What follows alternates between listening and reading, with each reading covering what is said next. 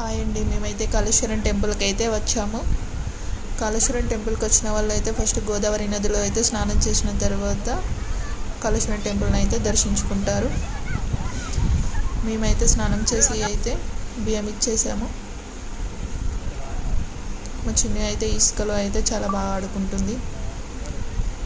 ఇంటి దగ్గర ఇలా ఇసుక ఉండదు కాబట్టి ఇట్లా బయటికి తీసుకొచ్చినప్పుడు చాలా ఎంజాయ్ చేస్తుంది. ఇసుక అంటే తనకు చాలా ఇష్టం. తర్వాత టెంపుల్ దర్శనానికి అయితే వచ్చాము. దీన్ని యమకోణం అని అంటారండి. దాని కిందికి వెళ్ళి అలా వెళ్ళాలి.